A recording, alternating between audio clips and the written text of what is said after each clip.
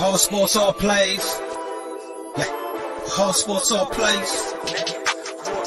All sports, all plays. 365, we making a plays. You talking the game, get you through the days. We're high in the court, the dime in the lane. Variety topics, living the same. All presentation, sports information. In the airways, taking the nation. All sport, all plays, they work in your faces. Grace at the field, so tie the laces. All sports, all plays. Yeah.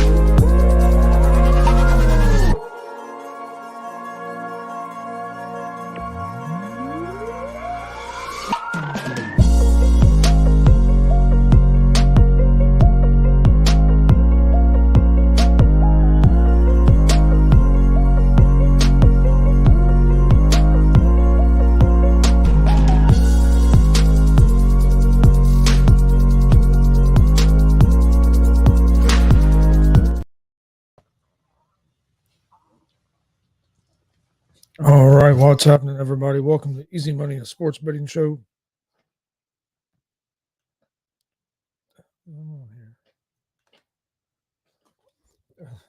Having a little trouble. Tuesday, July 2nd, 2024. Excuse me. I'm Chris Gonzalez, joined by Tony Gonzalez. How's it going? Pretty good. Oh, man. A lot happened since we've been out. We was out for a while. Some things going on. Planning on a little vacation anyway, but Yeah. got a little crazy anyway, but we won't go into that right now. Heck, we got new NBA champions, Celtics, got new NHL champions, the Panthers. Reds have lost 10 to 15. After winning like 11 or 14. Yeah. Thought they was getting back in it. Cubs have done about the same thing, though, too. Yeah, they have. The Brewers have been killing it here lately. St. Louis is playing pretty good again. Yeah, St. Louis started playing up over 500. What are you doing in there, dude?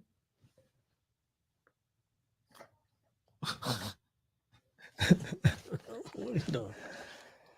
But, yeah, the Cardinals have been playing good. Brewers have been playing real well as well. But, yeah, it looked like the Reds were going to be right there for first in the division, maybe going into the All-Star break, and now we're back down to third or fourth. What are you doing there, Pablo? What he's doing? Dog has lost his mind.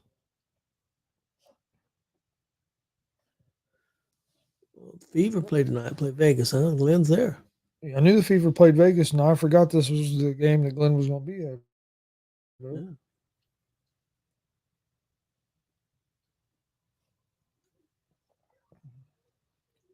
Well, like I said, the Celtics are champions. It looks like they're going to get most of their team locked up. Yeah, they already signed Tatum to a big extension, which everybody knew was going to happen. Yeah.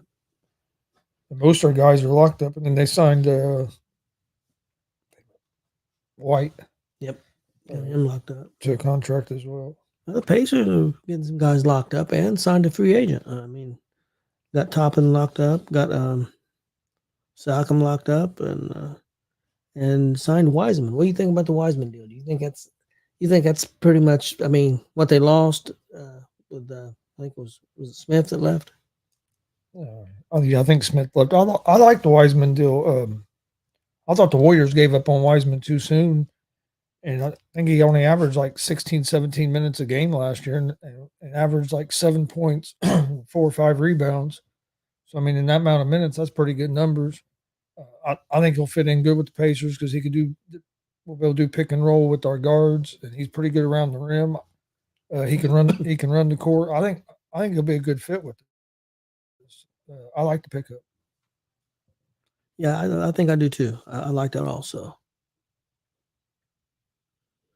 Yeah, Glenn, I saw that you was in Phoenix on Sunday, and I was here. I heard some reports that there was more people there cheering for the Fever than there was Phoenix. And Glenn said it was about 50-50.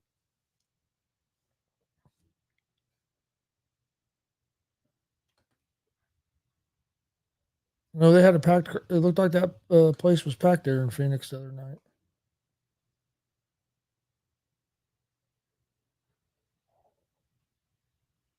But no, I like what the Pacers have done so far. I didn't expect them to have like no real big name.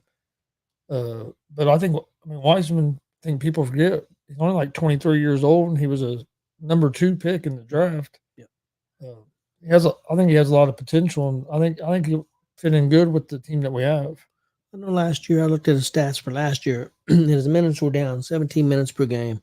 He still averaged like almost 6 rebounds per game, and still averaged almost 8 points per game in just 17 minutes. That's what I'm saying. That's a good minutes. And the year before, he had 24 minutes, and he was averaging over 10 points a game and about 8 or 9 rebounds.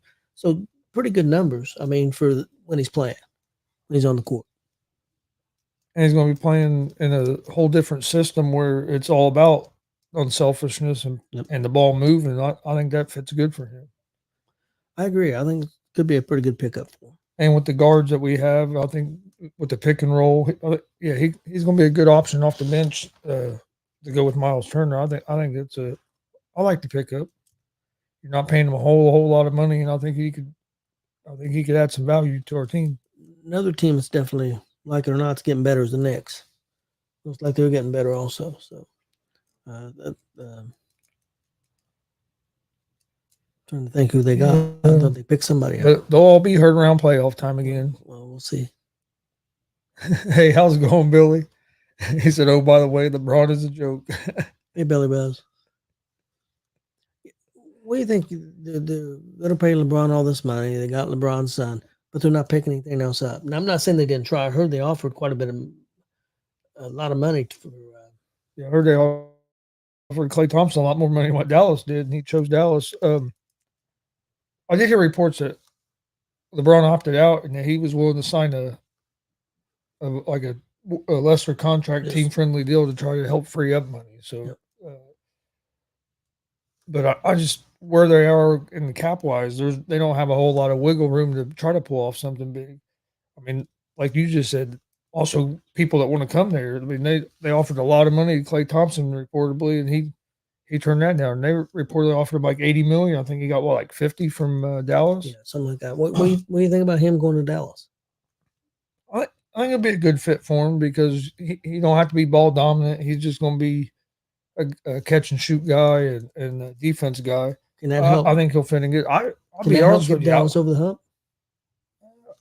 I think it'll help him some because he's good. He's still decent on defensive end. I don't know if it gets him all the way over the hump, but it's a step in the right direction. I told Stevie the other night I wouldn't have been mad if the Pacers would have tried to make a move for Thompson if they could have got him a decent deal because with the type of team we have with the ball movement, he'd be a good guy because we wouldn't need him to be the number 1 or number 2 scorer. I don't think he's not a number 2 guy anymore, but he could be a solid number 4 or 5 guy, and that's what the Pacers could use him as at with the guys they have, and I think he'd fit in well. And who knows? I mean, I'm not saying he'd be number 2, but I mean, what's to say that if he gets on a team like that his numbers don't go up? I mean, things could change.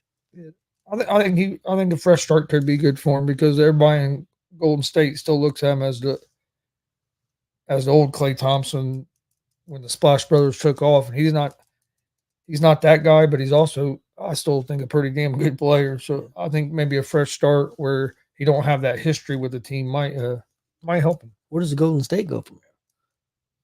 Yeah, it's going to be interesting. I think they think Kuminga is going to step up in a bigger role.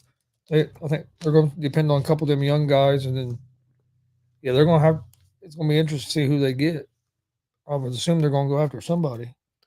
Do you think it's true? I've heard rumors that the Bulls have been trying to get rid of that one player. I'm forgetting his name now. DeRozan, No, Levine. Levine, and nobody wants him. That don't surprise me. I don't know. It just seems like it seems like he's never happy. It seems like there's always something going on with him and whatever and the team. And yeah, they've been because there's been rumors they're going to get rid of him for the last couple of seasons. And they haven't been able to get rid of him.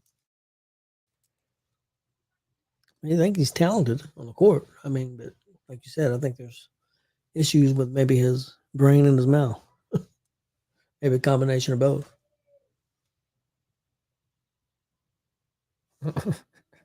Yeah, I think so. So what do you expect out of the Pacers this year? Do you think they should be a top? I mean, they finished sixth last year, made it to the conference finals. That was a surprise. Well, you think they should be a top 3 or 4 team this year in the standings? I think they have a real good shot being top 4. I think they'll be a top 4, top 5 team.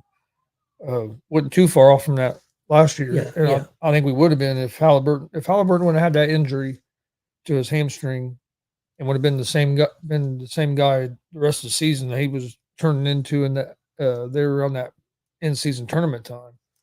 Who knows where the Pacers would have finished at? Uh, I think get him healthy. Now you have Siakam there for a whole season, the whole off season, working with the guys. I think they're going. I expect for them to be in the top 4 or 5 teams. The one player that was out for the playoffs. Hopefully, Mathurin.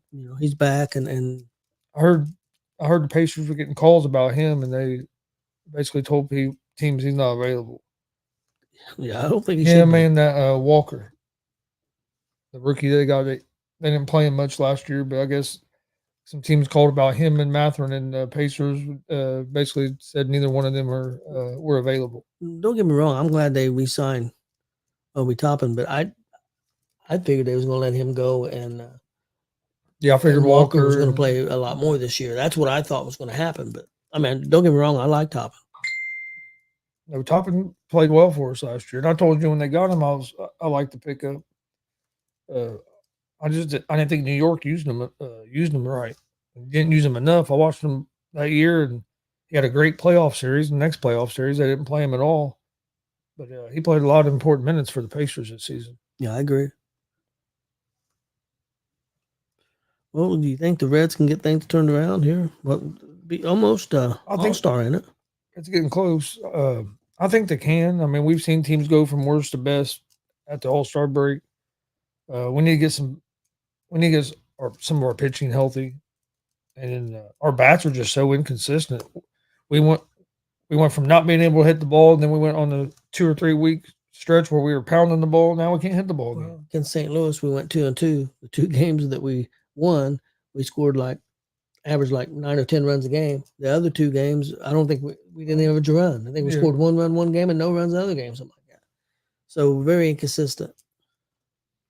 I think we need a new manager. I agree with that. See if it would shake things up because we have a talented team, but something isn't right. We just haven't got that continuity and kind of spark that we had last year. It looked like we were getting it back there. Like I said, we won 14 or 11 to 15 games, and then we turn around and lose 10 and 15 games. Yep. It'd be nice to finish this last week or 2 before the All-Star break strong. But yeah, now they're playing in New York. Yeah, we got the Yankees tonight, don't we? Yeah. Not a team you're wanting to see when you've been struggling. That's true. Because they've been one of the hottest teams this season. I hate to say that because it's the damn Yankees, but it's the truth. They've been one of the best teams in baseball so far. They have been. Can't argue that. Is there a team out there right now in the baseball that you're surprised by how they're playing, how good they're playing, that you think they could be a contender that maybe you wouldn't think would be a contender starting the season? The Kansas City Royals have kind of surprised me this season. They've been playing pretty good baseball, and I wasn't expecting them to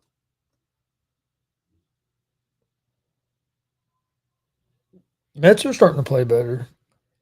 I mean, I know the Guardians have been up there, but man, they're 52-30 right now. I mean, because the Yankees are 54-32, Guardians are 52-30, and the Orioles are 53-31. So they're right at the top of the American League. Not that the Guardians are a bad team; they're good. I think they made the playoffs last year, but I think they're really Yeah. putting it together right now. Another team that's got off to a terrible start and starting to play well is the Astros. They're 43-41, and they got off to a horrible start. The Rangers have been a surprise the other way, only 38-46 right now. Yeah. They haven't they haven't got off to a good start. And the Phillies might be the best. I don't know. They could be the best team in baseball, 55-29. Are you surprised the Mets are 41-41? Like I said, they've been playing better baseball here because they got off to a terrible start. If you remember right, off to a terrible start. They've been playing better over the last month or so. And the Padres are 46-42 right now. That's a team that surprises me because all that talent on that team, you'd think they would be. They're playing better now. The last 10 games are 8-2. They're only 7.5 back of the Dodgers, and they play well against the Dodgers. I know that because our friend cries the blues every time they play. Yeah, but I would say the biggest surprise to me is the Kansas City Royals because, like I said, they're 47-39. I know they're third in their division, but I wasn't expecting them to be where they're at right now. They got off to a good start, and the Twins are having a pretty good season too. Yes. But I am surprised the Rangers are struggling as much. Yeah. And I thought the Reds would be doing better than what they are. The Pirates are 40-43, but they're hanging tough. We'll see if they still hang tough or fade.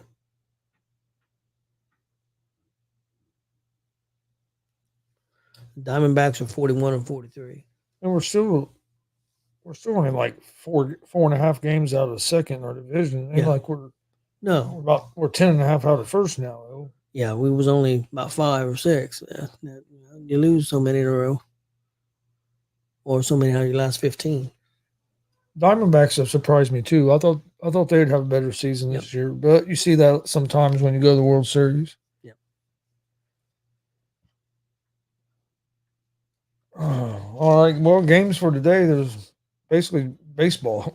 Yep. We're in that time of year. There's not a whole lot else going on. There's some WNBA games, but I really didn't like any of the spreads. Fever against Vegas tonight. How many points they get? I forget what the spread was now. I can tell you. I got it right here. 13.5. You think they're going to hang with them? They could, but they could also get just straight blown out. You know what? I'm gonna add that on there. I'll take the Fever and the 13.5. That's a lot of points. What do you think, Glenn? Fever going to pull an upset tonight? And you're there. And the Fever's been playing better. They have been, no doubt about it.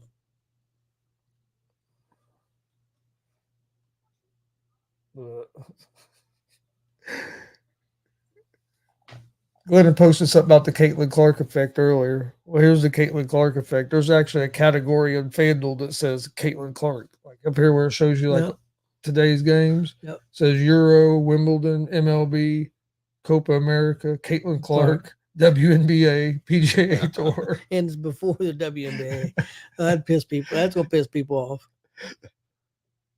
She's before the WNBA. So you can click on Caitlin Clark and all the WNBA games come up. That's crazy. That's pretty funny.